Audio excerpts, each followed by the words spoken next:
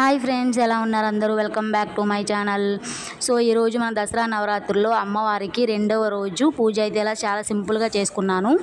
And అందరికీ తెలిసిందే, ఈరోజు రెండవ రోజు అవతారం మన శ్రీ గాయత్రీదేవి అలంకారం అన్నమాట.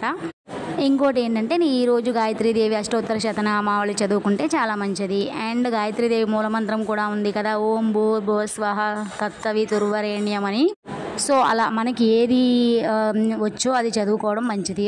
ఒకవేళ చదవడం రాని వాళ్ళు, ఏం చదవాలి, ఎలాంటి మంత్రాలు చదవాలని తెలియని వాళ్ళైతే ఈ నవరాత్రులు మొత్తం శ్రీ లలితా సహస్రనామ స్తోత్రం చదవడం రాని వాళ్ళు వినడము, ఏ మంత్రాలైనా కూడా, ఏ అవతారం రోజు ఆ అమ్మవారికి సంబంధించిన పాటలు కానీ, లేకపోతే ఆ అమ్మవారికి సంబంధించినవి మంత్రాలు కానీ మనకి ఫోన్లోనే వస్తున్నాయి. లేదా భక్తి ఛానల్స్లో కూడా మార్నింగ్, ఈవినింగ్, సాయంత్రము ప్రతిరోజు అయితే ప్లే చేస్తున్నారనమాట. చదవడం రాని వాళ్ళు వినొచ్చు, ఇంట్లో పెట్టొచ్చు, మొత్తం ఇల్లు మొత్తం వినపడేలాగా. చాలా మంచిది దసరా నవరాత్రుల్లో. ఇంకోటి ఏంటంటే, అమ్మవారికి ఎలాంటి ప్రసాదాలు పెట్టాలి, ఒక్కొక్క అవతారం రోజు ఒక్కొక్క ప్రసాదం చేయమని చెప్తున్నారు కదా అని కొంతమందికి డౌట్ ఉండొచ్చు.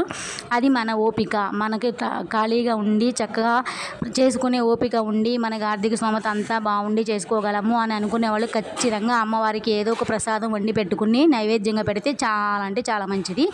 బట్ అవకాశం లేని వాళ్ళు వాళ్ళకు తగ్గట్టుగా ఏదైనా పండు లేదా పానకము, వడపప్పు అలాంటివి సింపుల్గా చేసుకున్నా, ఎలా చేసినా కూడా మనం భక్తితో చేయడం ప్రధానం అన్నమాట.